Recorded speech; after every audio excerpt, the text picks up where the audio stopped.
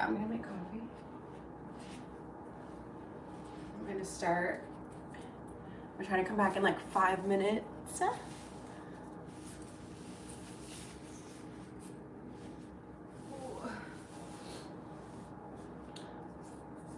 morning.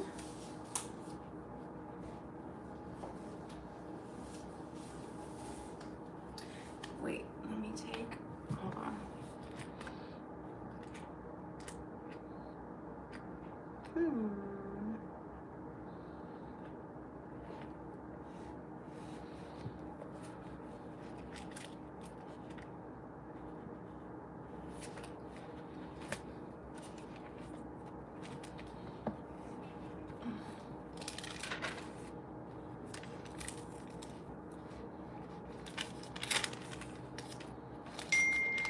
Oh.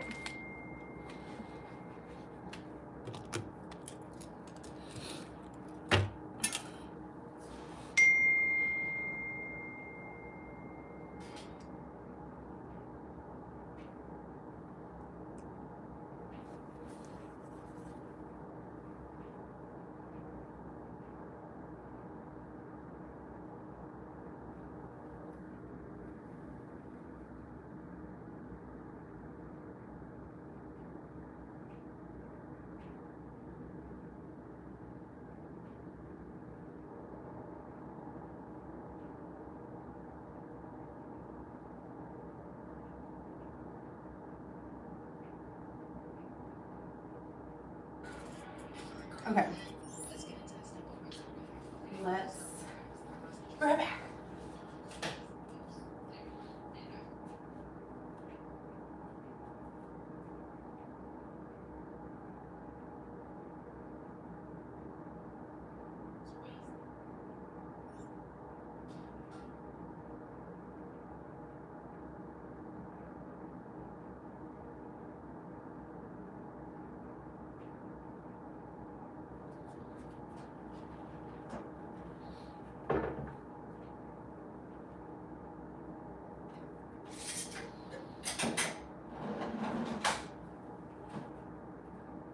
Try to get.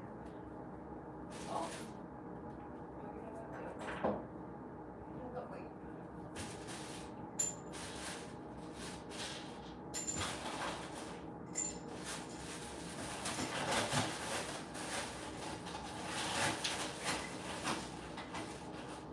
Sonic eyes are not at all.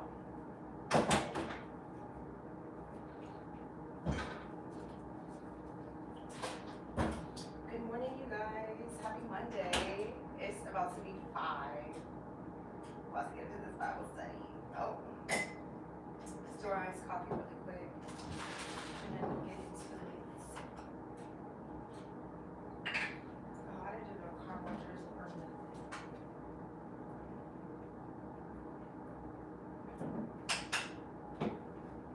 Try to make my coffees a little bit better in some way. So, for example, instead of regular milk, we're using protein milk. Something. Some slight. Not as much creamer as we typically do.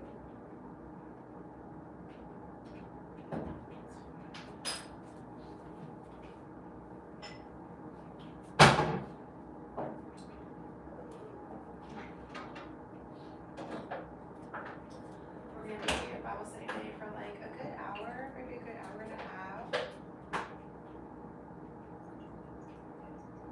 I said I want to do this every Monday, at least once a week, preferably Mondays so we can start the week off right.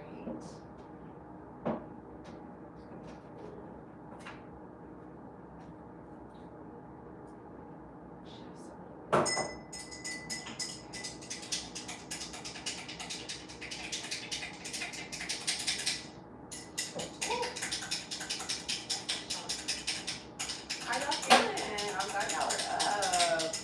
I'm trying to get back. Y'all know I haven't had to be this up early since having my job. So I'm just trying to be up this early just because I want to be a top tier human being like that.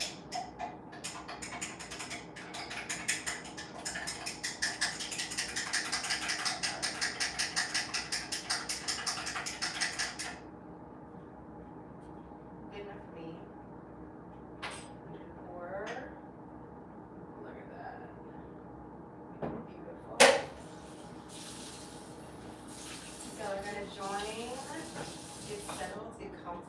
y'all. Get your drink together. We're just doing this coffee this morning. I'm also trying to chill with the coffee, so I told myself this will be my reward for Monday mornings. Hello, is it still snowing where y'all are at? Well, I'm in Texas. We don't know how to act. The snow's done for us. We survived. We survived Alaska. As you know, we really don't know how to act when it snows. I definitely fell a couple times on the ice. Crazy. Okay, got a little drink to drink. Cool. This up.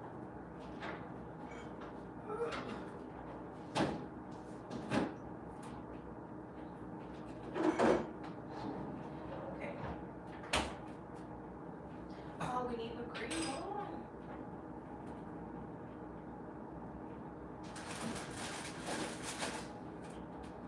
Can't forget that.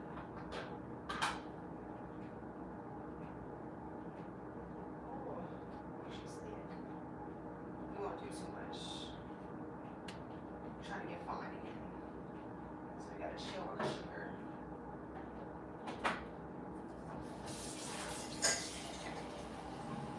Good morning. As I continue to add sugar. Okay. Beautiful. Got our drink set up. Let's go sit down. Let's go wait for everyone to trickle in. Again, good morning. Happy 5 a.m. Oh. Okay. Hi, you guys. Oh, I need a gun. Try to open here too. Okay. Good morning. Oop.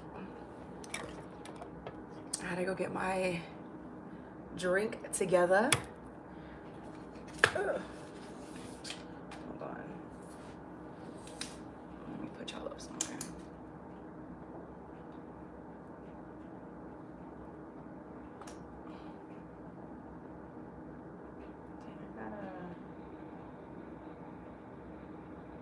Oh, where'd I go?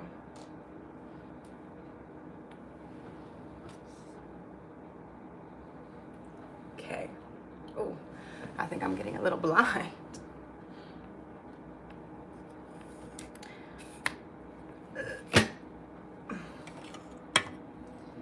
Alright. You know how long it's been since I've been up this early? I'm so proud.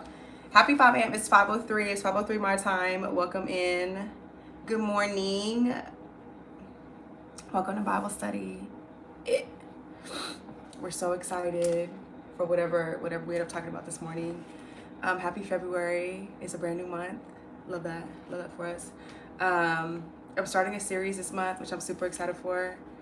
It's for all the heavy hearts out there, because you know February is always a hard month for every sad, single, lonely, heavy-hearted person. So we gotta make y'all feel better, because you shouldn't be living like that. That's crazy. But let me know how you're feeling and where you're from if you're gonna join us today. So let me know on a scale from 1 to 10 how you are feeling and where you're from. Good morning. Good morning. We'll start in like 5 minutes. I'll give y'all, whoever comes in, whoever is always here like at the beginning, kind of always chooses what we talk about. So y'all let me know how you're feeling and where you're from. Yes, on a scale from 1 to 10. I hope you're feeling good. But let me know what is on y'all's mind and y'all's hearts today. If there's anything specifically y'all want to talk about, let me know. I'll write it down and then we'll kind of go from there. Hi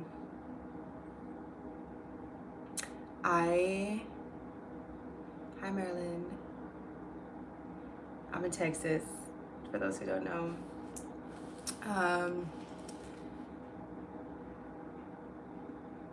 I think the last couple times we did Bible study, I had some like struggles, or I had stuff that was going on. But I will say, I think I'm fine right now. I don't know if there's anything like specific that I have like on my heart and my mind. I think last time a recap or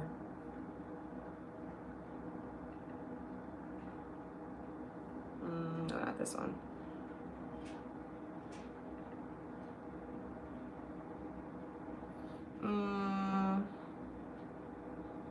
No, not that either.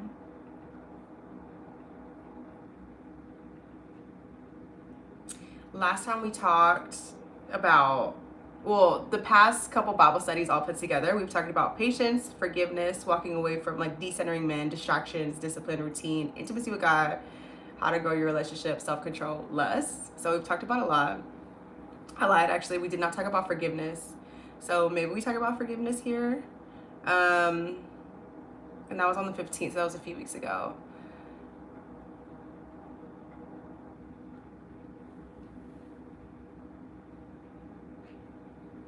Oh my gosh, I'm blind.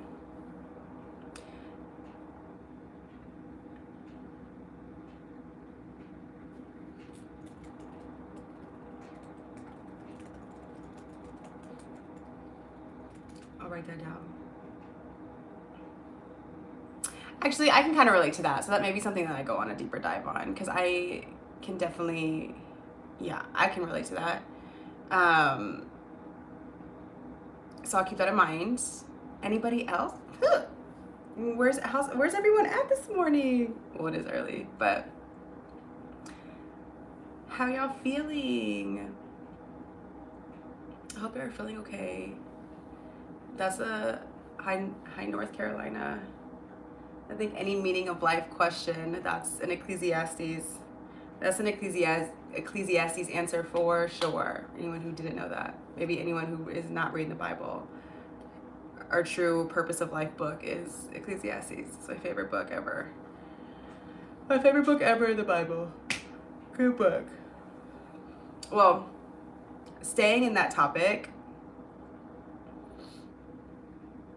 I just happen to have like Galatians open, but I feel like staying on that topic of trying to get back to where you're called to be and like speaking to distractions, that kind of ties into why I want to do the series that I want to do in February anyway. But we talked about this last time, I think 2 times ago, but I had mentioned that I am a ruminator and I fixate and I linger and I like hold on to memories, and I'm always like thinking, I'm always like replaying, I was talking about how I struggled with what's the word? Not procrastination. Yes, procrastination, but what's the word? No, it's gonna bother me. When you wait to do something, like you're like wait, you're pushing it off. It's not distraction. It's not. Oh my gosh, please. Well, I struggle with that, whatever word that is. Procrastination, amen.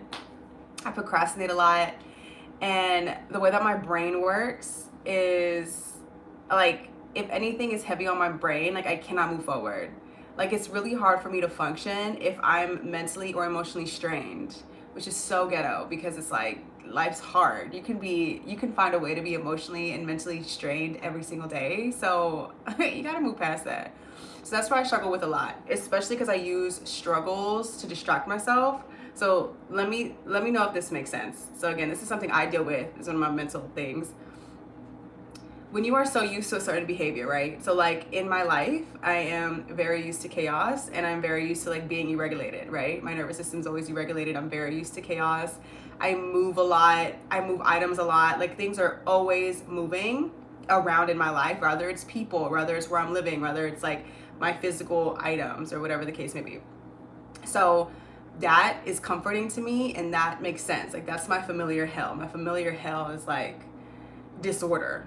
And so if I want comfort or if I'm trying to distract myself, like the thing that makes sense to me in my brain is like suffering and disorder, because that's what I'm so used to. So my brain is like, we need to suffer. We need to find disorder somehow because that is what feels good to us. It's in the same way that people, you know, when they get beat in relationships and they think that's love. It's like you just think suffering and chaos and hardship and all that stuff is normal. So like your brain will go searching for it. So basically I cause a lot of my own sufferings, and I'm a product of a lot of my own sufferings because that's just what my brain makes up to like feel normal. You know what I mean? So that's important, that's relevant, because that means if I am needing to do something in my life, or I'm needing to, I don't even know, if I need to focus on anything or do anything that's relevant, it gets hard, because if I want to distract myself, especially the more sober-minded you get, your body freaks out even more and wants to go back to things that make sense. So going back to distractions, right? When you find yourself, we talked about this specifically last time, but it is important to revisit again. When you find yourself like, for sure it is. That's why it's like self-sabotage for a reason, you know what I mean? And so anyway, when you fall into these things, when you fall into anything that distracts you from what you should be doing, whether it is I know last time we talked about specific like quality time with God, we talked about discipline, we talked about routine. When you are falling in anything that pulls you away from that, I had said, that was y'all's homework actually last time. It was basically finding out what matters to you and what's important to you and why it's important to you, because I was talking about how a lot of people fall into routines and just fall into lifestyles just what they see on the internet just because they think it makes sense. Like, for example, getting up at 5 a.m. Like, people think that just because they saw an influencer do it online, like that makes sense for them, so that's going to give them this life that they desire. But that's not the case. Like, only you and God can decide the life that is meant for you and the one that you desire. When your desires align with what He wants for you, it's going to look totally different. That's just the smallest example. So when you like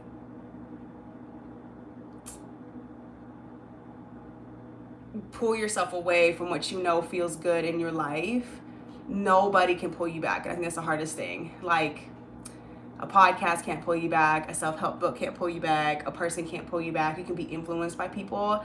An influencer, like, nobody on social media is going to pull you back. There's not one routine that you see online that's going to pull you back. There's not anything, like, no advice is going to help. Like, none of that's going to happen. And so I think it's super important to, how we had said last time, you have to really identify what is important to you and why it's important to you, versus just, I can tell my life's out of order and I just want to get back to it just because.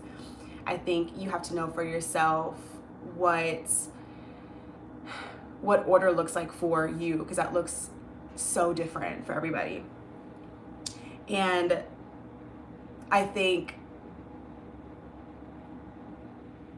and I've said this before, but I think what's really hard about the time that we live in, especially being in the social media age, is a lot of us fail to think for ourselves. We really cannot think for ourselves anymore because we are so influenced by the world. We just truly are. We are so influenced by the world, and we're so influenced by people, and we're so influenced, like, truly by people online, and there's nothing wrong with that. It just depends on how you utilize them and how you utilize what you're watching and what you're seeing. And I think that's why it's so important to form your own opinions and your own identity and your own, like, the way you live for yourself, if that makes sense. So I basically say all that to say, earlier the comment, hey, I'm trying to get back to where I'm called to be. I always say the fastest and easiest way to do that is a fast. Always. I think if you are not feeling aligned, or if you're feeling out of order, say your nervous system is a wreck, if you are feeling really distracted, if you are feeling like you are falling into more of a chaotic side to things, if you feel like, and there's those times in life where we just feel extra heavy, or maybe there's all these things happening back to back. Maybe there's turmoil in your relationships, in your job, in your mind. Like, maybe you are going through a war within your head. Maybe you are just stuck between so many important decisions and you can't make up your mind. Maybe you're like stuck in a frozen state, right? Like this kind of, you end up just, good morning. You end up just feeling stuck, right? If you feel like you're going through the motions in life and all those things, I always say the quickest way back to alignment is a fast, is prayer and fasting. Now that looks different for everybody.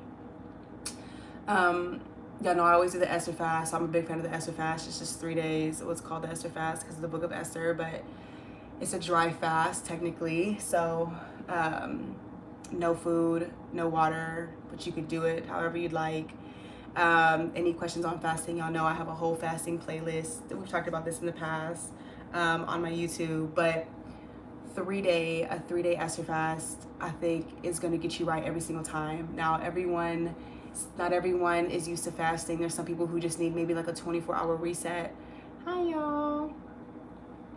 Aw, thank you. I really needed that. You know, we're talking about confidence this month as well. So I can't wait to get this series started because, again, we're talking to all the heavy hearts and we're bringing confidence back, alignment back, security back, all those things.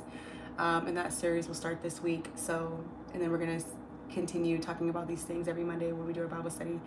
But with the fast, when I do prayer and fasting, I take it very, very seriously. Meaning, like, it's not one of those things where I just like, oh, I go without eating, and then it's like I just live a regular day. Like, I spend that time really consecrating with the Lord.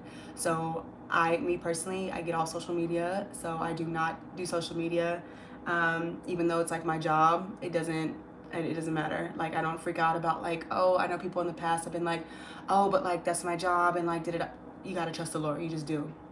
Like, nothing can come above that priority. Like, there's nothing in this world that's gonna, that I'm gonna be like, oh, nope. Like, I kind of have to keep that going. It's this God we're talking about. Like, it's 3 days consecrating with the Lord. And it's one of those things where, so I don't think it's about what you read. I think how I do my fast, again, because my relationship, for me personally, my relationship has turned very intimate and very personal.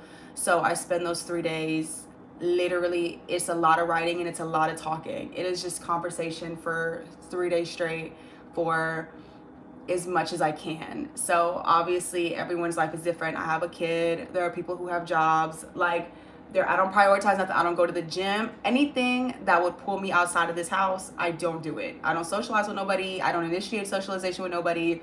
I'm not on the phone. I'm not on the phone talking for leisure. I don't do anything. You know what I mean? Like, I genuinely, all my time is spent sitting down, reevaluating where I'm at in life. Like, it is sitting down and having a pause moment. So this is why I do it every quarter. Every quarter, it's like a check-in with God and just saying, hey, like, here I am. Where are you at? What are we doing? How are we doing it? What's been going on? This is what's been going on in life. Like, it's literally like a little mini vacation.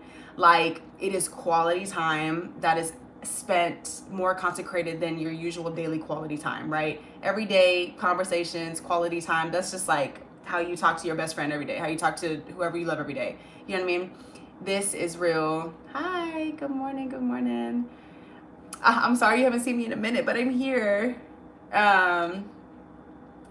That is just, again, it's, and then I also, when it comes to like the stuff that I'm consuming, if I'm watching anything, it's going to be a sermon. If I'm reading anything, it all just depends on like what I'm going through. I have so many faith-based books. Obviously we have the Bible. Like, it is just me sitting down, literally talking with God and just letting the Spirit lead me those 3 days. And then it makes such a difference when you clear your life out. And like I said, it's not about living your regular life and you're just going without eating. It is real intentional quality time. It is like you deciding, hey, I'm gonna go away for a little bit. I'm gonna go ahead and take a little vacation with God. I'll be back. And again, this is why I do it every quarter, because it just sets you up for a new quarter. Like, it sets you up for a new couple 3 months and it just gets you back aligned. And I do feel like it also is what helps me stay disciplined when it comes to my flesh, because when you are consistently starving your flesh in that way, I call it a sacrificial act of love. That type of discipline to be able to go through a prayer and fasting, especially a 3-day prayer and fasting, like, that's the kind of discipline that keeps reminding you how strong you are. You know, the Bible says our flesh is weak, right? But our spirit is willing. Like, that, going on a fast every quarter, it just reminds you of how strong, like how willing your spirit is, and like truly you can get through, like especially if you're dealing with distractions. I think it's one of those things where it's just also such a dopamine hit. Like once you pull through a 3-day fast where you let nothing distract you and you let like your mind didn't wander anywhere, like, and you really get back just focused on you and like just be like literally being filled with the Holy Spirit, it is so hard to go back. Like you pop out of a fast, it's so like it's very hard to explain, honestly. Like it's one of those things where it's like if you regularly pray and fast and it's part of your lifestyle, then if you know, you know. But like when you pop out of a fast, the world looks so different. Like your discernment like spikes all the way back up, and you are just so much more sensitive to basically BS you were dealing with before the fast, if that makes sense. Like you are so sensitive to your flesh, and now you could pick up so easily like what's irritating you, and you're like, oh yeah, no, this ain't it. So 10-10 recommend. And again, that's why I do it every quarter, because it just kind of keeps you aligned, you know, like this kind of consistent check-in, if you will. So I would say trying to get back to where you're called to be, that's the fastest way to do that. I think the fastest way to do that is to fast. Now, on the flip side, I've also known people and I've worked with people who will fast for anything. Like anytime they even feel off, they're like, I gotta fast. Now, everyone's different. Do you? Again, I only fast every quarter, but I see it more as like a maintenance thing. I don't see it as like, oh, this is the only way that like I'm gonna be able to get an answer. Because then I feel like when we get in our heads like that and we're overthinking, we're coming from this place of performance and we're coming from this place of fear and like anxiety that's like you're not stewarding your relationship with God well. Like that is robbing you of the intimate relationship you should be having, because every day should be a conversation, every day should be a check-in. Like it should just be truly like you got to take up your cross every day. Like it's one of those things where you shouldn't feel like you have to fast right every second. Like anytime you anytime you get scared does not mean you have to fast. Like there are some people who will do that and then overly do it, and then when nothing comes out of it, it's like this cycle. And again, I've worked with people like this, and then they're like, okay, but nothing worked. Like I fasted, but then it's like it just becomes not genuine, you know? And so look at that. I'm telling you. I love that for you. Thank you so much for sharing with us. You go, girl. I'm telling you, it's something. And I think with the maintenance, again, like doing it every quarter, I also like that because I also see it. I think it makes it easier for me to also see how God is moving in my life, because I'm not going to know, like when we go into April, like I'm not going to know what my life's going to look like come April 1st when I do my fast in April. So I feel like it's beautiful because it always shows me where I'm at in life and what I'm needing. And like, it's not like I'm doing it like I could be fine, I could not be fine. Like I don't know how that fast is going to help me in that moment, because I don't know what life's going to look like April 1st. You know what I'm saying? So it's like, I think that's also one of those things where I think I can look back at the year, and then because fast is so powerful, even if, because I've had, again, at this point, I've been doing this for years. So there are some times where I go into prayer and fasting, or I go into my Esther fast, and everything's fine. Like there's no type of breakthrough. There's nothing, life's good. And it's literally just to show appreciation. It's literally like, hey, this is the bare minimum. The bare minimum I could do is go 3 days and like literally killing my flesh. It's the bare minimum I could do is 72 hours. For you, for the Lord, for my Lord and Savior Jesus Christ, it's the bare minimum I could do. So sometimes I just do it. And that's why I, again, call it a sacrificial act of love. Sometimes I just go in just out of appreciation. And even with that little act of obedience that I'm doing, just because I think like this is bare minimum I could do, the way that God has like the testimonies that have still come out of that blow my mind, because it's like, wow, like you don't even have to, I'm not even deserving of anything, and I'm only doing this just to show you how much I love you. Like that's it. I'm not even expecting anything in return. So even when I'm going into prayer and fasting with zero expectations, and it's not even anything specific, I'm doing it just to say, hey, I love you and thank you. The way that God honors that always blows my mind. Like it's crazy to look back to see and to testify. And this doesn't mean that God's gonna be God regardless, even if you don't pray and fast. It's one of those things where it's like, it doesn't make you better, it doesn't make you more blessed, it doesn't make you more highly favored or anything like that. It's just something I always recommended, and I think I think it's one of the most amazing tools that you can do as a believer for sure. So again, that is to me the fastest way. Like, that is the fastest way to get back, like, to where you're called to be. I think another way to get back to where you're called to be, oh, for sure, it helps you here, because when you're going those 3 days, right? Because I don't do, so you could do an absolute fast, right? An absolute fast is no water, no food. I don't do that. And so I do a partial fast. So I just do no food. Now I will drink, the only thing I'm drinking during those fasts is coconut water, regular water, or I'll do like an electrolyte, something, right? If that, but I try to keep it just water.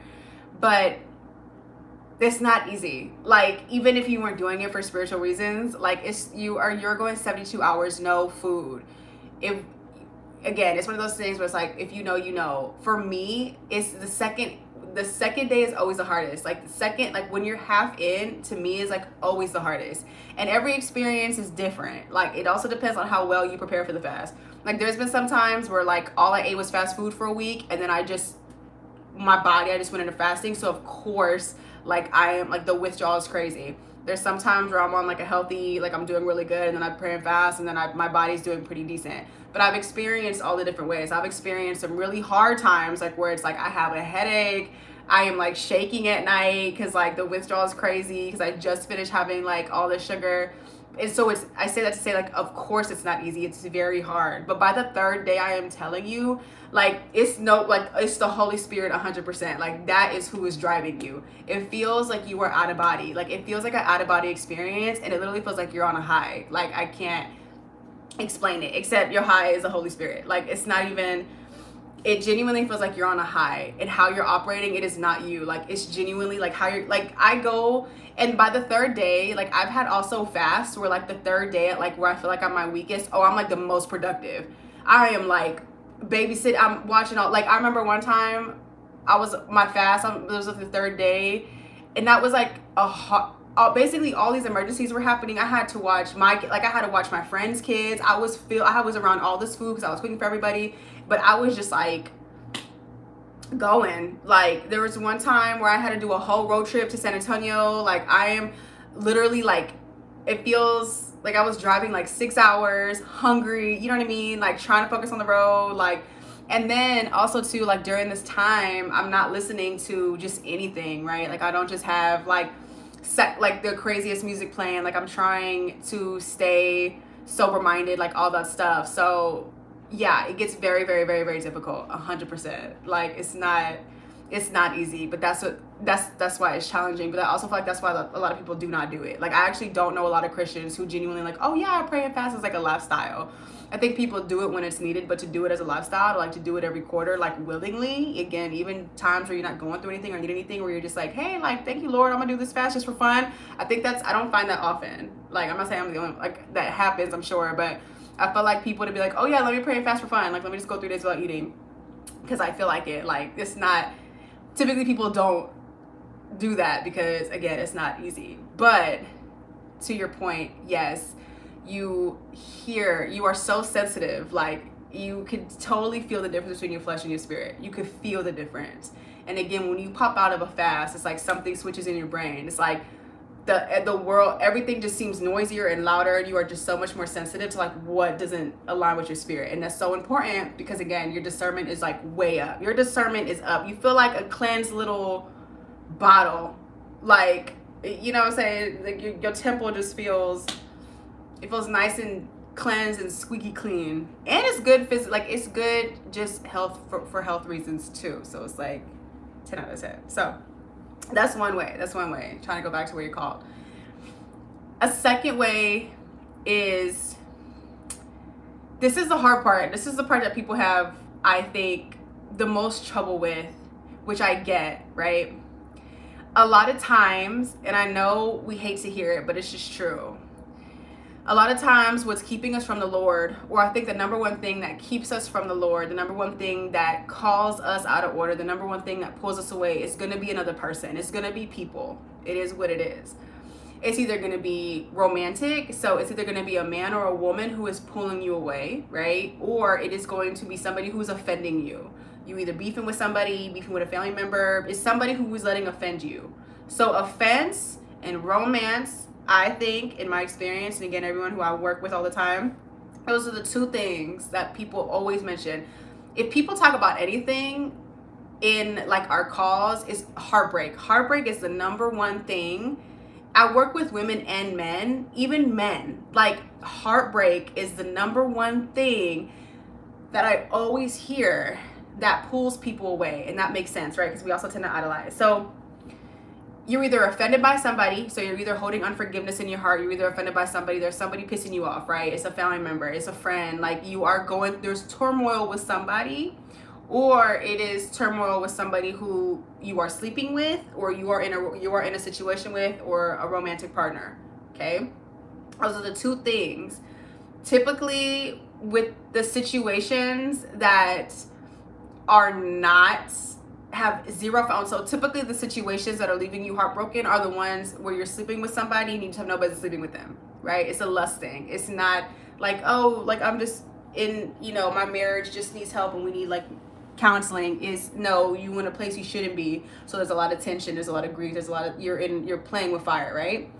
So it's creating now either a lot of heartbreak, or it's pulling you away, or you are getting distracted because you are now dealing with either insecurities, or you are dealing with, you know, low self-esteem, lack of confidence, like stuff like that. The biggest, I need y'all to hear me. I need y'all to hear me when I say this. It is so easy to get wrapped up in other people. Again, whether you're dealing with offense or whether you are dealing with the heartbreak.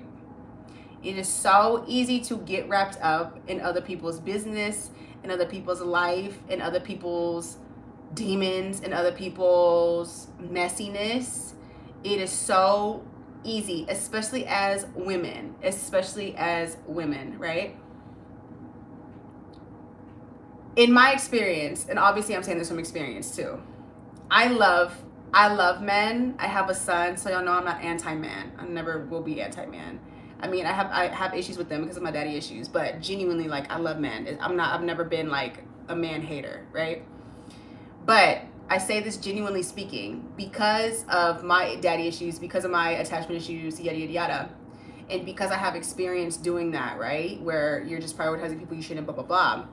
I can tell y'all, I can tell y'all 100%, 300%, my life thrives when a man is not in the center of my life. When men are decentered in my life, I thrive. Now, that could speak to two things. That could either speak to obviously the men I'm picking, or obviously my attachment issues, but that's not the point right now. The point is, I understand what it's like both ways. I understand what it's like to censor somebody and be distracted by somebody, whether that's romantic or offense, right? Because I also deal, like, I'm very hot-headed. So it's super easy for me. It is so easy for someone to rage bait me, and it's super easy for me to get offended. For sure. It's not hard. Like, if I'm one of those people where it's like, if they even look at me, it's like, why are they looking like, it's like, it's, you know what I'm saying? Now, I don't react on that anymore because I've grown up, but it's one of those things where it's like, I can let it affect me if I wanted to. And that easily pulls me away from God, right? Because now, instead of doing what I'm supposed to be doing, now I'm sitting all day talking on the phone, talking about how this person did this, thinking about this, like, just that. So I have the opposite experience where I've also lived life where a man, not only just men, but where I was not offended, nobody bothered me, the world, like, I was just unmoved, unfazed, and that is when I am, like, the peak happiest in my life. Like, it's one of those things where I have experienced that type of peace, and it's like nobody can touch you. Like, nothing bothers you. Nothing of this world, no person. Like, you are unmoved. Like, you are just literally floating around this rock, and you're just a little bundle of love. You're just giving love because you have so much of it. I had so much love, and I had so much, like, I was just operating from such an overflow. And then that is how you create, in essence, this life that really, where you attract like all these good abundant things. Like, that's a true abundant life when you are just operating out of overflow. and you are sober minded and you are grounded, like that is a top tier life. And then for me, I've only experienced that when a man is not the center of it, right? So I've experienced both, experienced all the worlds. Now, the reason why I'm bringing that up is because I don't know, there could be nobody, it could be some of you guys, but if you are trying to get back to where you're called to be, but you know that there is a person who's keeping you in the way of that, right? It's either because you are sleeping with them, so you know you're wrapped up in lust right now. Or it could be because, again, you're dealing with unforgiveness. Like they bother you, you pissed off every day. Like you think about them, you think about what you want to do and you're stalking them. Like, oh, I hope they had a bad day today, blah, blah, blah, right? You're either offended by somebody or there is somebody that has an emotional pull on you. If you know that that's the case and you know this, it's not like you're not dumb, right? So like, you know this. If it's one of those things where it's like, no, you know this is affecting you and you know it's getting in the way of you and God and you know that it is pulling you, right? I am telling you, there is no other, there is not a prayer for restoration. There is not a wait until the right time. There is not a, well, let me just keep, let me just keep praying on it. Let me stay here. Like, let me just pray for the people. No. There is no, well, maybe win this if that, none of that exists in a situation like that. In situations like that, where again, in your heart of hearts, in your spirit, you need to cut this off. It needs to be cut off. Like, it needs to stop.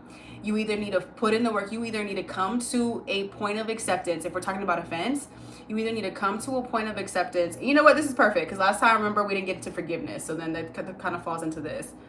You either need to get to the point where you have accepted like what this person did to you. Again, if we're just talking offense, where it's like, hey, this person hurt me in this way. You need to work. You need to accept the fact that somebody did X, Y, Z, and you need to keep it pushing. Point blank, period. If it is somebody in your life who you're sleeping with, who that you're entertaining, who has an emotional tie on you, you need to cut it off. There is no, again, praying for restoration. Well, I'll wait for the time. None of that. The faster you do that, I promise, I don't know who needs to hear this, but I'm telling you, as painful as that sounds, and as much as you don't want to do that, and as much as your brain and heart may not want to do that, I'm telling you, the faster you do that, the faster God will move. I promise you. I promise you, I promise you, I promise you. If you know, like, yes, if you know, again, this is specifically trying to get back to where God called you to be. If you personally, again, I don't know what you're going through. But if you personally, in your heart of hearts and in your soul, you're trying to get back to where God called you to be. Maybe that's a goal. Maybe that's a lifestyle. Maybe that's just how you're living. Maybe it's something you've been pushing off. Maybe it's your purpose. Maybe it's I don't know what it is. But if you are trying to get back to where God called you to be, maybe you said that you were supposed to be back in the gym this week, but you done spent every day crying over a man. Maybe you said that you were supposed to post, you wanted to take this seriously, but now you've been too distracted on the person who offended you and you've been on the phone every day just venting about it. Please, again, I don't know who needs to hear this, but please be so careful and be so intentional about where you're putting your power and your energy. If you know God is calling you and pulling you to put your time and energy in XYZ, but you keep going a completely different direction, you are putting your time and energy into a person, into people, and you are letting this world shake you up and move you and like pull you away from that. It is so much bigger than that. Please get sober minded. Like, you have got to stand up and you have got to straighten up. Absolutely. Like, it's not a question. It's just not. But I'm telling you, the sooner you do that, the sooner you are obedient and you let go of the things that God is, you just let go. God will move. I promise you, God is going to move, and he will move fast. He is either going to mend you and whatever's broken, or it's also the faster he can take to reconciling, if it is meant to reconcile. Saying that funny. Reconcile. Like, please remember that. Please. The faster you let go, truly, like, the faster God can work in your life.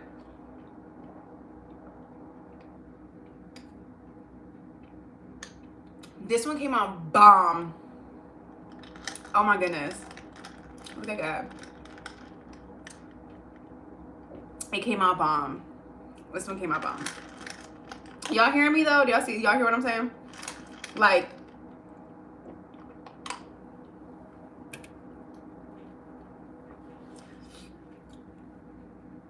minding your business is the best thing you can do.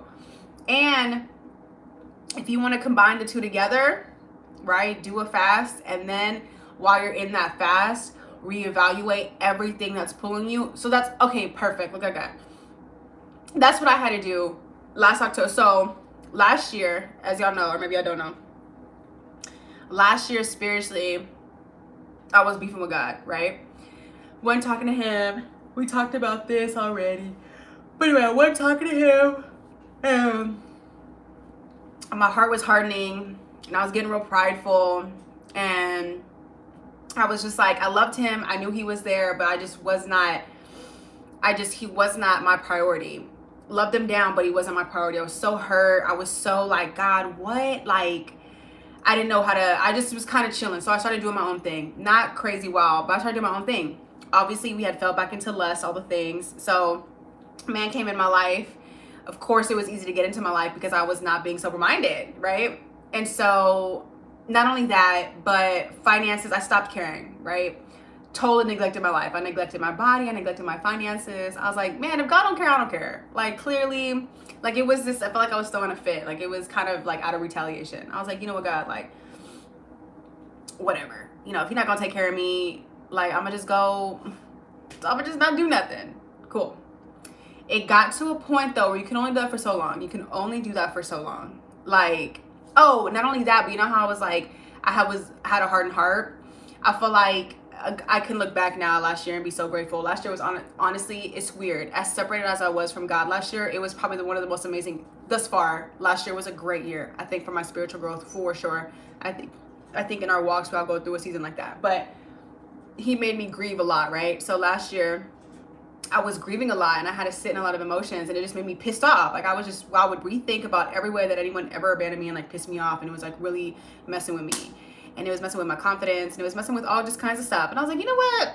F everybody. Like, it was definitely like one of those years. I was like, F everybody and their mamas and their daddies. And then I was like, I hate everybody. I was like, there's no point. Like, it was one of those little journeys, right?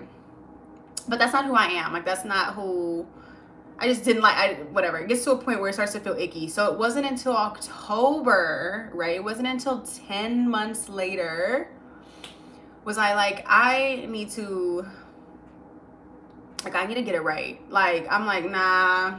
I was like, I'm good on this. I was like, I can't live like this. I was like, I'm tired of crying. I felt so victim-y. I felt so icky. I was like, I felt like I was so tired of getting my power away. I felt like I had zero power. I felt powerless.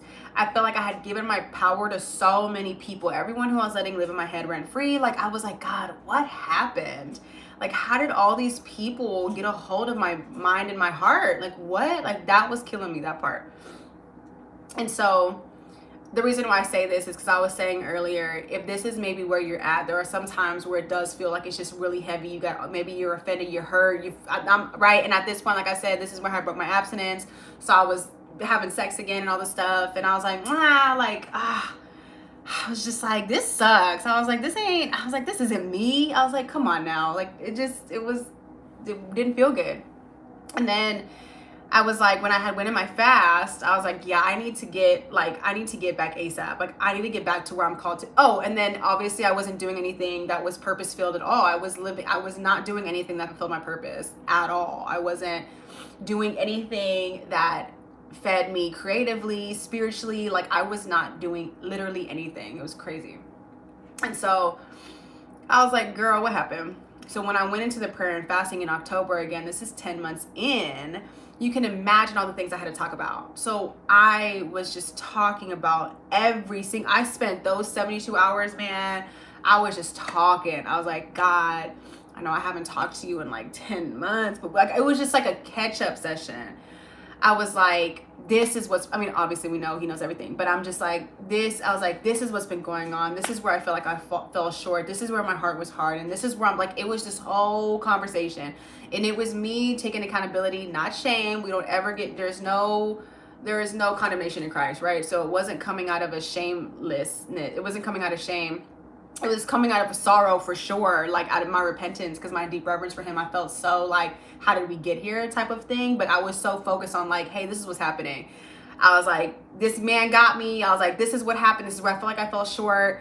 And it was just me having this honest conversation about where life had taken me and then how I want to come back. And I was like, you know what, God, like, I'm good. Like, you can pick me up now. Like, I'm ready to stop throwing this fit. And then it turned into this conversation of like co-creating and coexisting again, right? Of like, okay, you know what? This is now what I want to focus on. So I no longer want to be distracted by XYZ, but I also no longer want to hold the hurt and pain from XYZ. Like, I'm good on it. Like, it was this genuine conversation of like, listen, I don't want to be here. And I really do want to get back right. Like, I don't care about, I was like, I do not want to care about the world. I was like, I can't believe these people are affecting me. I was falling into gossip as well. It was a mess, y'all. I was falling into gossip as well. And not necessarily like in a ruining life kind of way, but I feel like because I'm a very social person and because I had went back to work, because I was working part-time at a gym, because I was around people again, I hadn't been around people in years. I feel like I just got caught up. I personally kept myself, like, instead of stopping conversations, like, I kept myself in conversations because I would just hear stuff. But I'm also like a soundboard for a lot of people. But I feel like it like carried, like it added weight to my life. And I was like, I don't care. Like, it was one of those things where it's like, I don't even want to be involved anymore. You know what I mean? Or like I'd be in between people. And I was like, I'm too old for this. I'm like, no, I can't. So like little stuff like that, I was like, listen, God, I miss you. I am back. Hello. Like, carry me again. It was one of those situations. But in that, but the reason why I'm bringing this up, and guess again, in case you're in a similar situation, that's a great place to start. It doesn't matter how long it's been. It could be a year, a couple years. Like, for me, it was a good 10 months. It was damn near a year, right? Where I had been disconnected and I had not been where I was called to be. I was wandering. He pulled me back with the quickness, but I was this little sheep wandering. I know I was wandering everywhere, right? So when he pulled me back, when I come back, I'm like, okay, what happened, the shift, and this has to happen for you personally because you could not be there yet. It took me 10 months to get there, so like I get it. But what needs to happen in your brain, what needs to happen in your heart is you need to put you need to yearn, you need to want God so much that he becomes above everybody and everything in your life to the point where you do not mind giving everything back to him. So everything that I was dealing with, I immediately gave it back to him. I gave the people back to him. I gave my heart back. I gave everything back to the Lord. Everything up, like, if that's like a cheat code. Anything, you just give it back to him. You give it back to him. Like, I was like, I'm not holding on to this because it's too ghetto for me. So like, you got it. I'm just your daughter. I'm just a girl. I'm holding on to all these burdens I have no business carrying because that is taking away your power in my life. And I had already was so fed up with how much power I had given people. I was like, you got it. I say that to say earlier when I was like, if it is a person, and if it's specifically a person, as hard as it is, you gotta cut it. You have got to cut it off. You need to be done with it. You just need to give it back to God. That's it. It's whether it's your best friend, a family member, a man you're sleeping with, a woman you're sleeping with, whoever it is, you've got to get it back to God. And you have to want God more. You just have to. And it got to a point where I just wanted him more. I was like, God, I don't care. I was like, I don't care. I don't care about the connection. I don't care about the sex. I don't care about the relationship. I do not care about who hurt me. I don't care who's not in my life. Like, it just got to the point where I was like, you got it. Like, I just want to I miss my life when it was aligned with you and where I was unbothered and I was minding my own business and nothing fazed me. I was like, that is the vanity who I miss. I miss the one who was confident. I miss the one who knew, like, I miss my identity. I miss having a purpose-driven life. I miss living for me. Like, I miss loving myself, liking myself, like all these things, right? So it has to get to that point. If you are not at that point, no one's going to convince you otherwise. Like, no one's going to, again, you may be influenced. Maybe this conversation will help, but it has to be a point that you have to get to for yourself, because it is when that fire ignites that you're like, oh, okay, you can make that shift. Even before that, I remember asking God, I was like, kind of leading up to that fast. I did that fast a couple days in October, but I remember going into October, I was like, God, I miss you, but like, I'm stuck where I'm at. Like, I am. Like, I literally was like, the enemy is kicking my ass. You know, I'm trying to get better with cussing. But I was like, I'm just a passionate person. But I literally told him, because that's how I be talking to him sometimes. I'm like, God, I love you. I miss you. The enemy is kicking my ass. And like, I literally feel like I'm on the ground and I personally cannot get up. I want to get up. Like, I felt like I was like looking up and I was like, hey, I want to get up, but I can't. Like, you are going to have to pick me up because I can't. And then like, that's when things start. Like, that's when like, I think one thing leads to another. And then I feel like that is when, which then again kind of led me to that fast, which then led to his Holy Spirit like just kind of being reactivated and just kind of, because he's ready to willing and work in you at any point. Like, when you draw near to him, he'll draw near to you 100%. Like, that's another verse I always remember. When you draw near to him, who's going to draw near to you? Just even when the times, and I remember I was even telling him too, I was like, listen, like, I felt like you weren't here all year, but that's okay, because I know you're here. I think it's one of those things where it's like just being honest about what's true. It's like, I know you don't leave me or forsake me. Like, I know it's me. I was like, I know it's a me thing. I know it's not a you thing. Like, I'm smart enough and I'm wise enough to know in my walk that it's a me thing. It's not a you thing. And I think that's also something that's like super helpful. You always have to remind yourself, it is not a God thing. It is never a God thing. Like, it is always a you thing. It's not to be hard on yourself. And again, it's not to throw shame. But again, I was at a point in my walk where I was wise enough and smart enough to know that. So when I'm talking to him, I'm like, hey, I know it's not you. I know I've been mad at you, and I know that I've thrown my fits, and I feel like you've annoyed me, and like I've had a really hard time because I felt really hurt by you. But at the end of the day, I know you are God. You are the most loving, perfect Father. I'm the one. Like, I am the one that has pulled myself away from you. I am the one that has XYZ. Like, I'm the one who has decided to stay down, you know? And so recognizing that, I think, is also very helpful, because then it just stops. It's like takes you out of that victim. I know a lot of times we'll fall into a victim mindset, especially in our relationship with God. It's so easy to do that. I get that. But the faster you just kind of get over it, like the faster you get over yourself, the faster you just literally like get over this victim mindset, the faster you're just like, hey, you know what, God, listen, it is what it is. Like, I don't want to do this. The faster you switch your narrative, to I am a human just like every other human, and every human got that story and everybody go through it, that's fine. But I need you have all that so I can go ahead and start recreating a happier story for me. The faster God will move in your life, and the faster you will you'll be able to pull yourself out of whatever it is that you're in. Now, again, I get that for me, it took almost that entire year, and 10 months is a long time.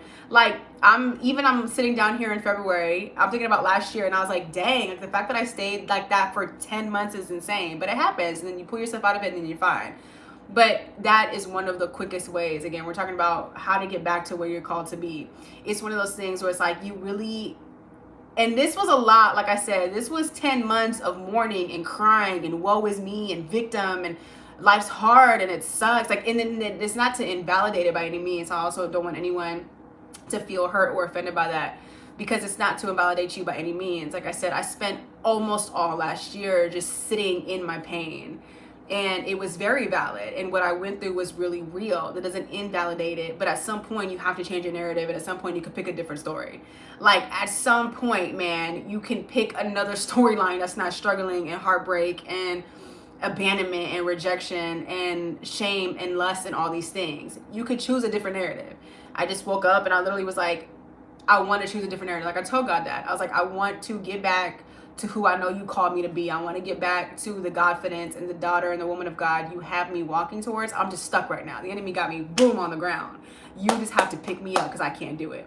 And that's why we know I think one of the biggest things that God showed me last year was like truly how his strength is made perfect in our weakness. 100%. It was a new week I had never experienced.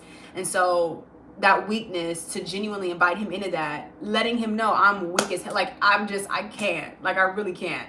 Not in like a, like, oh, like, I can't do this. Like, no, it was genuinely like, I need you to pick me up, because my heart yearned for him again, because I could feel it. I was like, no, I know you are searching my heart right now, and I know I'm right here. Because before that, I didn't want to be there, right? So I think that's also where that shift is. I knew in my heart of hearts, I think he knew in my heart of hearts, I did genuinely want to get up. I just couldn't.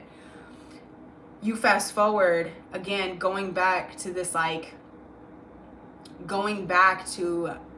cutting things off. It doesn't matter if it's a person, if it's a habit, if it's a mindset, whatever it is, like, cutting it off, the faster you do that, again, the faster you can kind of come back in alignment, and the faster that you can go back to where God called you to be, the faster peace will guard your mind and your heart. I mean, he guards our mind and our heart every day, but his grace and mercies are made new every single day, okay? And it's something that whatever you go through, it's not a one-time conversation. You also have to remember that, right? You don't go through something, you have one conversation, and you're like, all right, God, well, I'll wait to see what happens. No. I think people underestimate how you have to have this conversation every single day. You have to call on him every single day. When especially if you are going through, if you are, which I say you should, but who am I? If you are reaching a point to where you have to cut certain things out of your life, again, I don't care if it's a habit, if it's a person, if it's a girl, if it's a boy, whoever. Again, if you specifically know you are not where you're called to be and you want to get back to that, the quickest way to do that is start to get rid of everything in your life that you know is pulling you. This is God we're talking about, okay? This is God we're talking about. If you can't mess up, I say this all the time, you cannot mess up God's plan. You are not bigger than God's program. Please remember that. Let's take a moment. Write that down. Put it in the chat. Say it in your brain. You are not bigger than God's program. You will never be bigger than God's program. I think we think so highly of ourselves sometimes, which we should, in a sense of like confidence. But when it comes to our power, we are not bigger than God's program. You're good, right? I always see this as like, I think about my son all the time. I know I talk about him all the time. My son is 9 years old. I'm 31 years old. You think I'm sitting here thinking that my son has you think as a 31-year-old, I'm looking at my 9-year-old like, oh yeah, like, like you think my 9-year-old has enough influence over my life? It's going to make me change decisions because he's 9. You think my son's going to come in here and be like, hey, you know what, Mom? I think it's a good idea that we eat candy for dinner every day. Just cause, you know what I'm saying? Like, he don't have the power to influence me. I'm the adult. I'm the parent. Do you see what I'm saying? We are not bigger than God's program. You will never be bigger than God's program. We're just not. So when it comes to how we operate and when it comes to people in our life, we swear all the time, right? We're like, no, but this person did it. It don't matter. If the person, or not even the person, but the habit, whatever it is, if it's meant to continue in your life, even if you try to cut it off, guess what? God won't allow it. It's one of those things where it's like, the best thing you can do is surrender. The best thing you can do is give God back your life and everybody in it and everything and all the habits. And then you let him work it out. Now, y'all, that is the beauty of this relationship. And I want y'all to come to a point where it's like you appreciate it and it gets you excited and it makes you feel at peace, because this is what brings your confidence back. The best thing you can do is surrender every single person, every single heart, everything to him, and you gotta let him work it out. And you need to sit back and you gotta chill. You gotta focus on you and you gotta let him work it out. The longer you try to hold on to everything and the longer you try to manipulate everything, it's just gonna be harder for you in the long run. Let him work it out. Let him work it out. Let him work it out. That is how you stay in that peace in life, because you know that it's worked out by him. There's something about, like, the way that I like to see it, I don't know, it could be I don't know where this thought process comes from, but like how I like to see it is just like, I like to take the responsibility off of me. Is when it comes to God, Because the thing is like we live two separate lives, right? In my flesh world, in my real life, right? I have a lot of power. I have a lot of authority because I'm a single mom. Just being a single mom, right? I'm everything. I'm the masculine. I'm the feminine. I'm in control of everything. I am an entrepreneur. There's social media. Like, I do a lot, right? So in my real life, I am like always on 10. I'm always thinking about something. Like, I'm very much in control. Like, I'm very much like, I got a lot going on. There's no softness in my life because that's just not where I'm at in life right now. It'd be a different story if maybe I was married or whatever, right? But it's like, in my life right now, I'm the masculine and I'm the feminine. I take care of everything. I'm always doing something. Again, entrepreneurship, plus you got mom life, whatever. There is no room for, there's not a lot of rest. There's a lot of go on go. There's a lot of hustle. There's a lot of weight, right? With like what I do, right? Like being a life coach, spiritual based, like I hold on to a lot of people's weight. Like, it's very heavy, right? So on the flip side, there's no way that I bring that. When it comes to my relationship with God, all that is at the door. That does not exist there. That does not exist there. When in my relationship with God, oh, and like I said that to say, like, there's a lot of responsibility that I hold in my life. I'm responsible for a lot. On the flip side, when it comes to my relationship with him, I feel the better, the least I'm responsible for, if that makes sense. When it comes to God, I let God be God, and I let him be that masculine, and I let him be that father, and I let him be that person, that presence in my life that grounds me and keeps me soft and just keeps me humble and keeps me in that childlike faith. In the way that I do that, the only way because when I bring the stubbornness and when I bring all that in there, and I bring the hyper independence, and I bring all we clash, just like it would any other relationship. Me and God will clash if I'm trying to bring all that in that relationship. When it comes to that relationship, I have to leave all that at the door. Now that takes time, that takes years, because those are habits and other things, but I feel so much better, the least I have to worry about. So when it comes to the surrendering part, right? I don't even like to sit here and try to hold on to anything, because I'm like, the more, like, you got it. I will do my little 10%.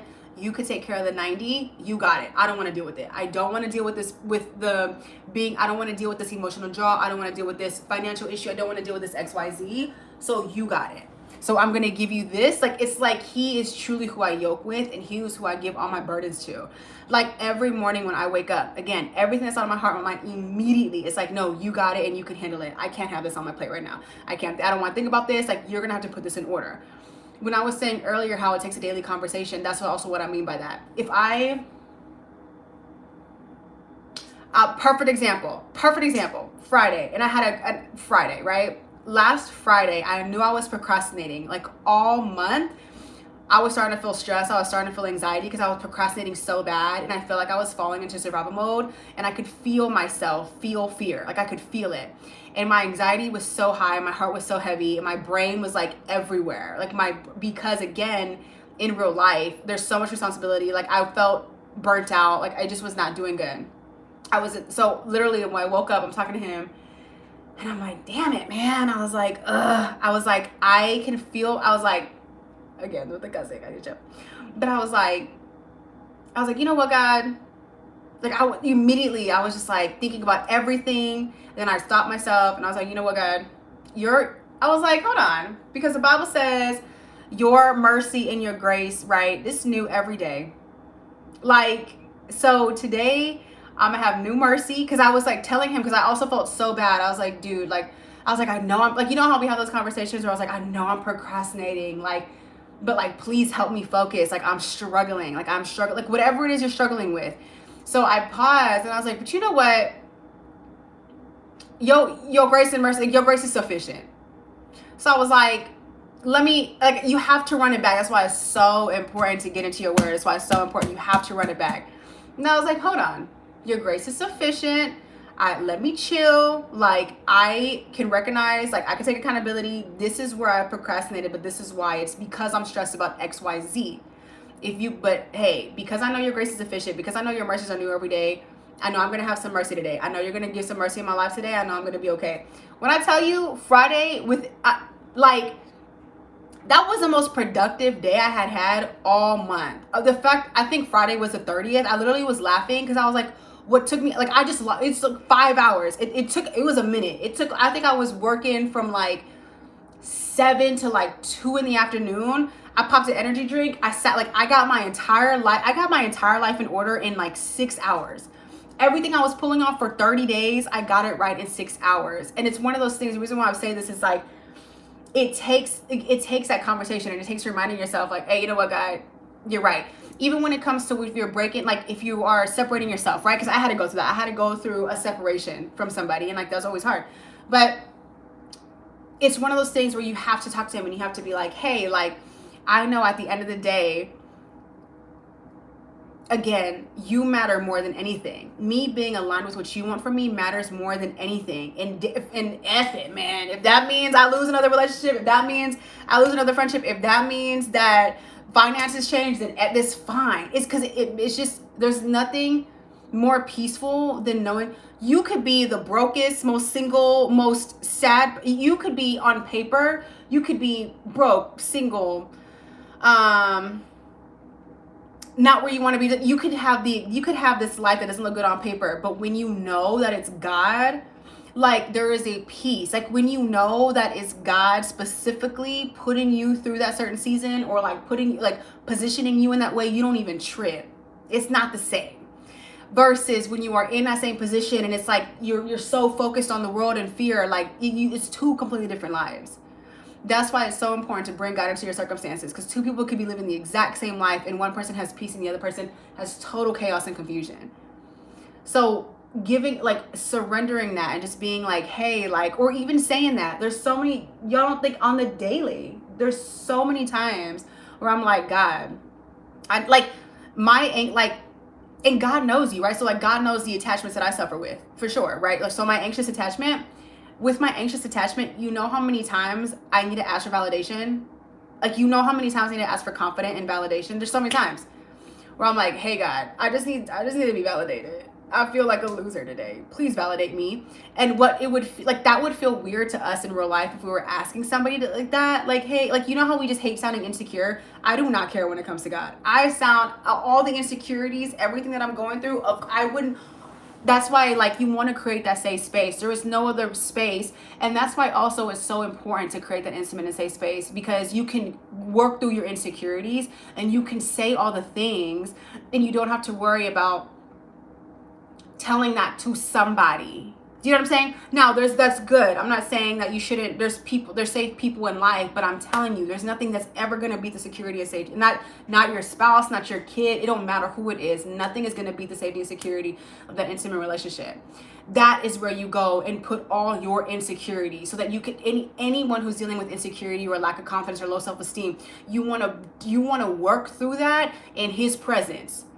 It's cool to work through it with people. It's cool. Do what you need to. But at the end of the day, like, when you work through it in his presence, that is where the transformation is going to happen the fastest.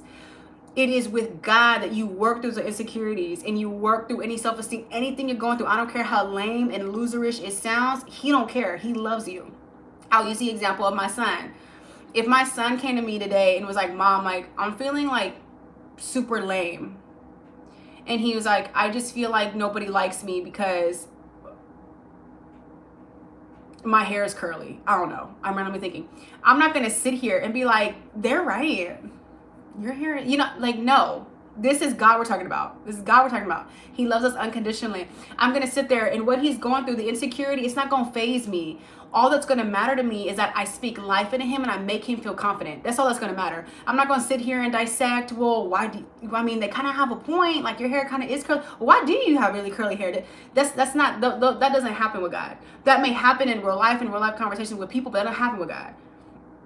God doesn't emphasize your insecurities. He takes them away. Like, God does not make, like, the way that he brings your confidence back and brings your confidence alive and your identity and all those things, that is like, and again, I think is what people would call it, this Godfidence, but that is what gets you back in this alignment and where you're called to be, so where you can live this life to where you are not bothered by the world, you're not moved by people, you are just unmesswithable. Like, that's how you get to that point, because you know, and it doesn't matter, even when you're dealing with all those insecurities and you're dealing with all that stuff with him, and you allow him to work that out, guess what? That transformation starts to happen in your heart and your mind, and then that overflows into your real life. Now you don't gotta be that person who's just always just venting and victim. Now again, it's good to have, I have 2 safe spaces. There are 2 people in my life who I know I can go to and have any kind of loser conversation. When I say loser conversation, that's me having a conversation about something that I'm super insecure about, right? So there's 2 people who I could do that. I could do that. I can call them and be like, hey, I feel like a loser and this is why, blah, blah, blah. It's not even going to phase them. They're just going to do nothing but speak life into me. I love that. And these 2 people are not family. These are friends. So again, that's valid. That's fine. It's good to have safe people. But that makes such a difference when you work through that with God, because then you don't bring that into your life. When you are living, and we all know what it's like to be there. I don't care how, we all know what it's like to be there.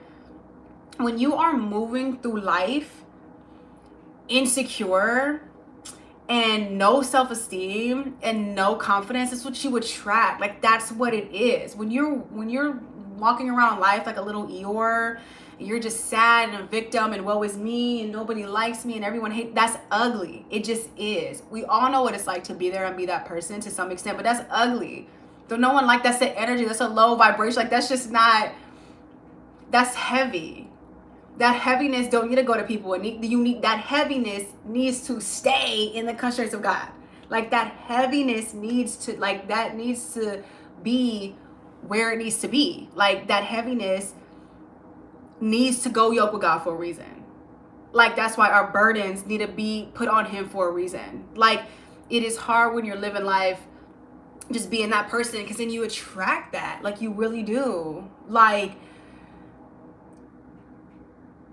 then things, that's just, then that lack of abundance comes, right? And then that's when you start to expect bad things. That's when you start to expect people to leave you. And it's just like, again, living insecure is really tough. And that just messes you up in so many different ways, which then leads to self-sabotage and leads to this and all that. Like, all that, I'm not even kidding.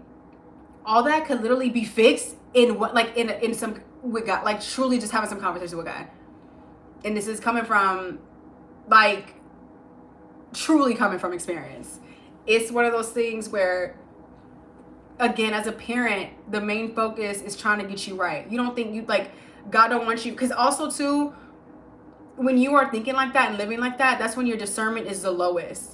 Like, that's where the enemy knows he can just come in and be like, I'm gonna mess your life all the way up. I'm gonna mess your mind all the way up. You are already dealing with low self-esteem? Oh, imagine I bring a man in here with some good pee-pee. Oh, you are really dealing with confidence issues? Oh, imagine I bring somebody in here that gives you the bare minimum. You're gonna think it's crazy.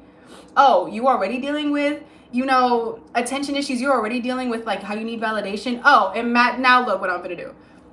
Now look at all this bad attention I'm about to give you, because you're gonna latch on to anything. Like, it's one of those things, you got to be really careful when you are operating in that. Like, it's not, the enemy's gonna be like, oh, period, it's easy, it's light work. I refuse to be light work for the enemy. Are you kidding me? Not me, not around here. No. It's not one of those things where it's like, I'm not trying to have the enemy look at me like I'm a punk and be like, oh, this loser right here, period, we got her. No, like, you're better than that, and you're stronger than that. Because, again, like, that's where it's so easy for the enemy to take territory and space in your mind. He don't got it. As we know, the enemy comes to seek, kill, and destroy. If you are already destroying your self-esteem, you are already killing your confidence, it gives him half the work. He's like, oh, you're already doing it for me. Do y'all hear what I'm saying?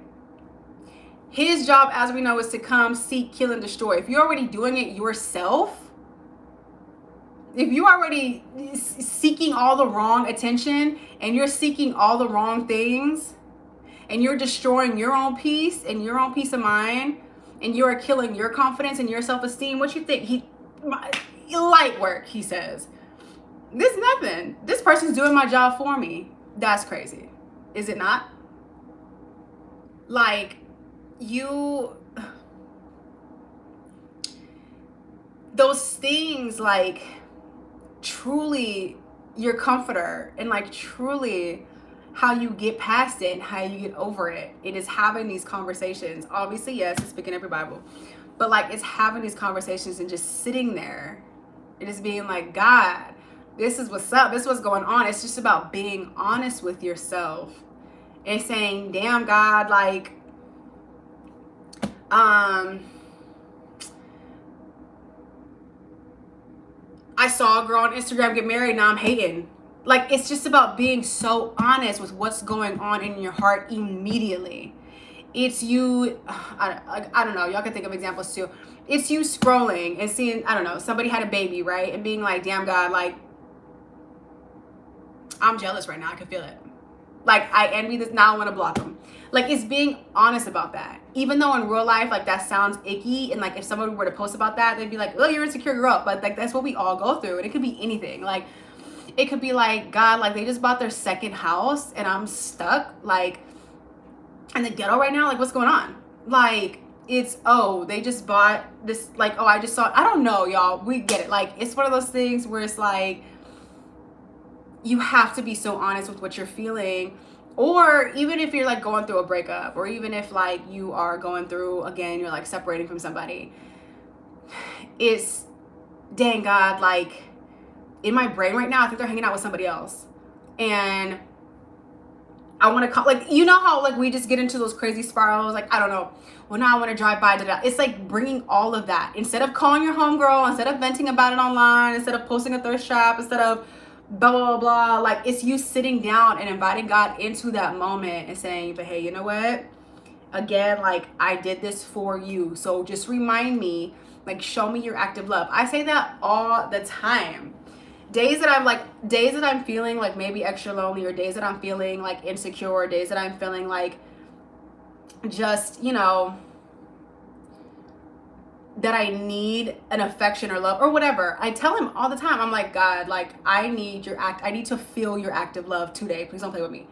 Like, you need to give me a hug today. Like, I'm so, like I said, sometimes I treat him like my anxious, like truly like a needy girlfriend. Like, that's sometimes what the vibe is, where I'm just like, I need to do something because I'm sad and I'm struggling, and like, I just need to feel you today in some way. Like, I need to feel your active love. And he, every single time. Now, sometimes it's not like this. Now, one thing I learned to do a long time ago is like, I don't go looking for it. I'm not like, oh, like, I'm waiting for it. Like, no, I surrender it. I let it go. And then I just live my life. And I'm just like, okay, like, I see God in everything. So it's like, something will happen will either like genuinely, like, my brain just doesn't, like, no thoughts come in my brain. It's just empty, which is great.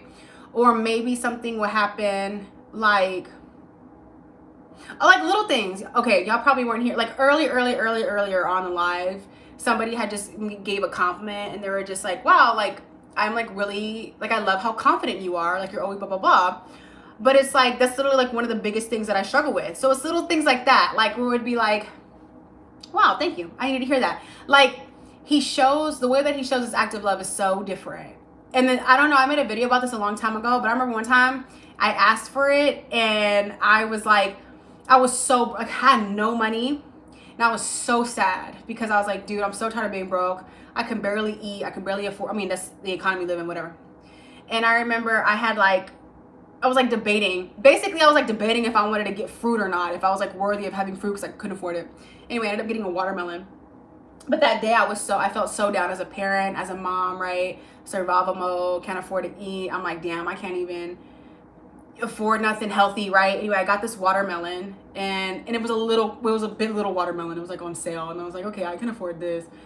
Anyway, get this watermelon. I cut it. There's a perfect heart in there. I made a video about it. This was months ago. I think this was like October. I think this was the same month I was like fasting and stuff. And there was a perfect heart in it. And I was like, God, you love me. Like, it's just like little moments like that. Like, it was a perfect, I'd never seen a heart in a watermelon. Like, you literally cut it. Like, every time I cut it, it was a perfect red heart in it.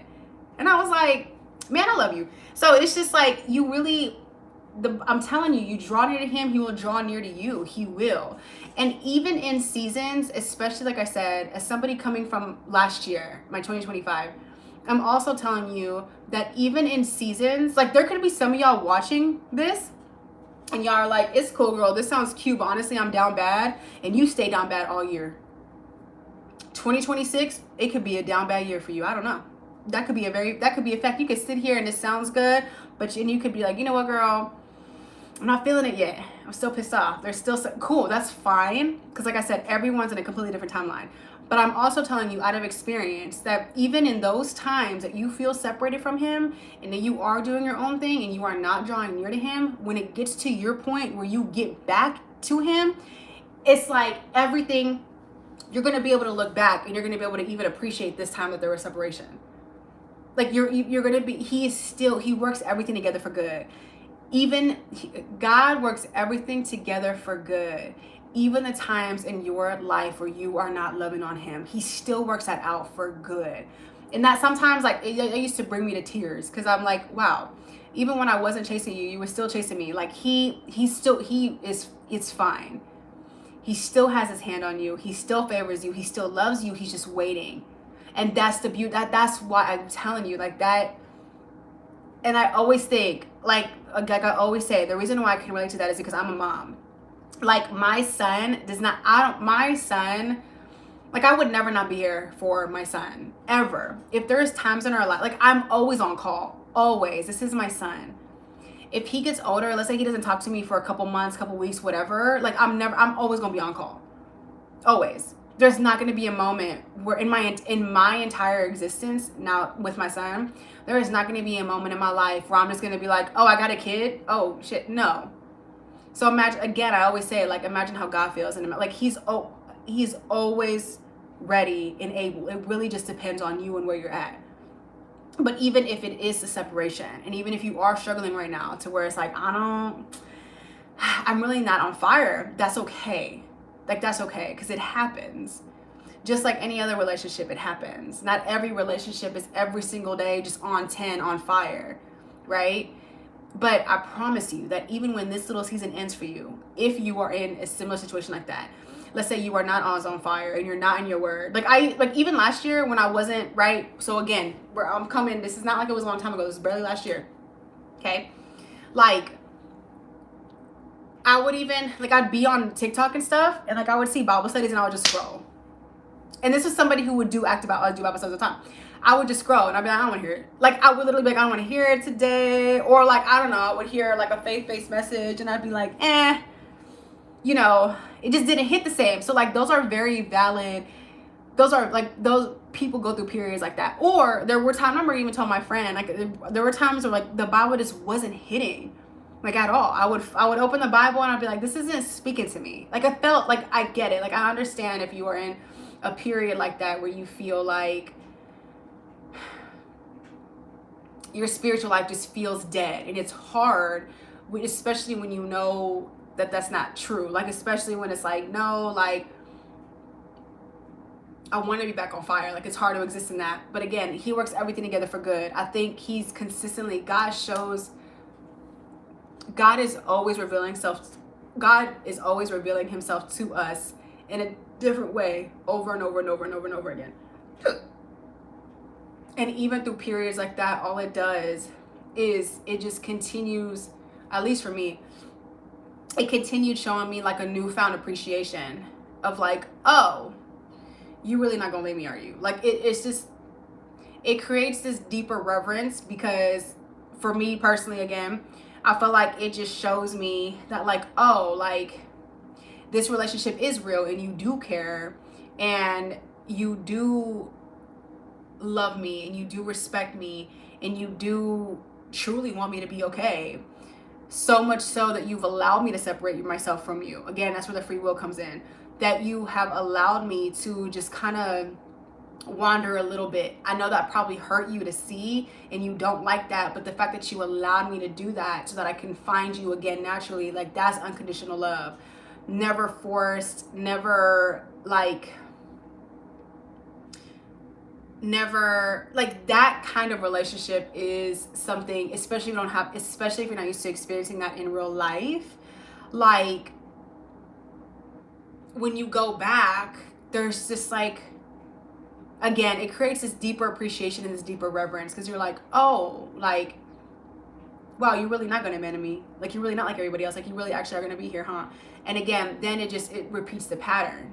And then you get, like, again, that reverence gets deeper and deeper and deeper and deeper. And again, he reveals himself in a new way every single time. So it's like coming out of that, as hard as it was, again, this is almost a year. Like I said, imagine we're in February just started. So imagine if you're going through that, somebody told you right now, oh, by the way, like, you're not gonna talk to him until October. Like I get being stuck there and like not wanting anything, like not wanting to have a conversation, or just like not wanting to go back and just letting the world continue to pile up on you. But I promise you, I'm telling you, it does get to a point where it's at some point you're gonna go back, and at some point you're gonna be like, okay, like this ain't it. So maybe whatever is calling you out, so whatever is pulling you away from God right now, again, this ultimate, what we talked about today was how do we get back to where God called us to be, right? That's ultimately what we talked about. How do we get back to where God called us to be? We talked about the fastest way of doing that, prayer and fasting. Then we also talked about cutting everything off, surrender, like what that looks like, right? Like surrendering to God, letting him work through it. But again, ultimately how you get to that space in your life is you have to be tired of it yourself. Like you have to be to a point where your God just matters more. And you can be honest with yourself if God doesn't matter more right now. Let's take sleeping with somebody, for example. If you're sleeping with somebody right now and they're giving your life hell, and you know this, but you also know that you're too weak right now and God does not matter more than that man, you just be honest. Just be honest with it. There's no point in you trying to be like, well, I know God, like I know I shouldn't be here. It's just childish. It's one of those things where it's like, then do better. That's how we fall into a victim thing. Like no one cares about the excuse. Does that make sense? That's just one little example. You have to be honest and say, you know what, God, like you're not a priority right now. Then see how that makes you feel. Because I bet you that's going to want to make you change real quick. But like, don't keep yourself in these weird in-betweens. Like, well, God, I know you want me to do better, but it's like, I can't, like, I'm trying, but like your heart's not really in it. Because when your heart is there, truly, like when your heart is there, it's not going to be a thing to surrender. When your heart is there, yeah, it may be hard, but it's easier to have a conversation with him. I'm like, hey, you know what, God? Yes, I'm going to be honest. As much as I love this person and care about this person, like, you know the desires of my heart, I want to work with the person. I love you more and I care about you more. Like, I give them immediately to you. I don't even want to try, like, it's up to you. And again, that's just an example. Another thing is like, even when it comes to like the habits, right? Or anything that you're involved in, even when it comes to like any kind of mental thing that you're going through, let's say you're in survival mode or whatever the case may be, like giving that habit or that mindset power is a lot of time where we lose. Like you cannot give it power. You cannot fall into it. You have to change the narrative at some point. You can't be, and again, I'm saying this all from experience. This isn't like, oh, well, you know, and this is all experience. It's easy to just, that's like last year last year I was saying it was the brokest I had ever been. I remember like I told God, I was like, I was all like, since you're not giving me a job, I'm not gonna pay nothing. Like, it just is what it is. If you're not gonna help me, I can't help you. And like, that's literally, like, that's how stubborn my brain was. I was like, you could literally give me a job. You don't wanna give me a job, well, I'm not gonna pay nothing. Like, if you care about my financial freedom so much and you care about my financial responsibility, you would have done something about it, and you didn't. So guess what I'm gonna do? Like, so I'm not gonna care either. Like, that's what the mindset was, right? It was all like, hey, like, you don't care, so like, I don't care. Like, I can't, you have to help me help you. Like, it's one of those things where, again, it's like that honesty. So I get like this, if you feel like you're in a spot where it's like, man, if it, like, I don't know, like, how else to navigate this. But there's gonna be a point, like I said, where you will pick yourself up and he will be right there, and then you will reevaluate everything, reflect on everything, and life will restart with him in it. And then I'm telling y'all, like I said before, like he moves fast. It's not one of those, like he moves quick. As soon as he has you up, snatched up again, he moves. He's not playing around with you. He moves. Then things like he'll get your life in order so quick as soon as you're willing and ready to let him. Now again, sometimes it takes time, but sometimes you don't want to. Sometimes you kind of like it. It's like we said earlier, way at the beginning, if you're used to suffering and chaos, sometimes you like it. And you want to suffer and you want the chaos because that's what feels normal to you. But again, something will shift in your brain and something will want to move in your spirit again to where you're like, I want to get back to where I'm called to be. And that is the ebb and flow of life. Like, that is the ebb and flow of life. That's what this Christian walk is. It is this consistent picking up our cross, yes, fighting our flesh, but with time, with different circumstances, as you get older, with age, with all that stuff, what happens is you just get back a lot faster. Like, what happens is, again, as you go through your life in different seasons and God continues to reveal himself, you start to see how he works in just more than one way. And then it makes it a lot easier. So, like, for example, me, after going through last year, after going through that period, oh, well, guess what? Now my discernment is a lot higher. So when I can tell, so now, right, I understand that I don't ever want to, like, really get, like, now I understand that I don't want to lead with pride again, because that didn't lead me anywhere. Do you know what I'm saying? So it's like, now, like, I know better. And again, with life and with the experiences, you really just start to know better. And you do better, and it's just one thing at a time. Like, you really grow into a new person every day. So yeah, well, we are done, you guys. I think the only thing I told y'all to write down is you're not bigger than God's program. So let's not forget that. Remember that. Write that down. You are not bigger than God's program. You're just not. God is God. You are not bigger than God's program. He got you. You got to surrender it, like a little bit. It's okay though. Next time. So we are going to do this, by the way, every Monday, 5 a.m. I didn't announce it. I'll announce it next time. But now we'll do every Monday at 5, bare minimum. So bare minimum, Monday, 5 a.m., 5 to 6:30, bare minimum. If I get on more, then as y'all know, like, I get on live randomly. So if y'all catch it, y'all catch it. So we'll do 5 a.m. Central Standard Time every Monday. But if you missed it, it's on YouTube. So I also stream on YouTube. So you can every Bible study we have, unless I say it's not getting recut at the beginning, you can just see it on YouTube. So I'm glad you needed it. I was crashing out. Well, glad to say I crashed out this morning. And the reason why I want to do it on Mondays is because I do want y'all to have a good week. I want to set y'all's week up for success, and, you know, have y'all feeling good. Yeah, everything's in my bio. So I can go to my YouTube. I'm also going to change the way, by the way, that I do my coaching calls. So I really do want to work with you guys. When I say long term, I like do genuinely, because coaching calls are a priority to me, yes, but they're not like top priority. And so soon, or y'all can email me, but soon I'm going to post a video. I'll have my email where I do want to work with you guys, like, with whatever you can afford. So, like, obviously I'm not a licensed therapist, but it's one of those things where, I don't know, if you're emailing me and you're letting me know what's going on and you're like, hey girl, I can literally only afford like $20, like, I got you. Like, I'm gonna start doing this thing where it's like, I really do want to work with you guys and help you guys, and it's just going to be based on, you know, like, what you can afford, because I think we all need to be able to speak to somebody and get, like, the help that we need. And if I could be a resource, I'd love to do that. So you can start emailing me if you go to the site, and it's too pricey, whatever the case. So lots to look forward to this month. Like I said, we have a series coming up on literally everything we talked about, getting our confidence up for all the heavy hearts. Again, hopefully I can work with you guys long term with whatever y'all can afford.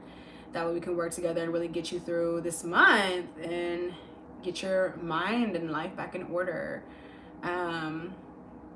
Yeah, so if I come on again, great. But if not, I will see you on Monday. If you missed it, go on YouTube. I love you guys. No homework. There'll be homework next time though. And we touched on forgiveness too. So at this point, patience, forgiveness, decentering men, distractions, discipline, routine, intimacy with God, how to grow deeper relationship with God, self-control, and lust. Those are all the things we hit on these past 3 Bible studies. So good stuff, you guys. Hope you're feeling better. Hope that was helpful. But I'll see y'all. Now I gotta go get my son up, get ready for this day. I hope you have a beautiful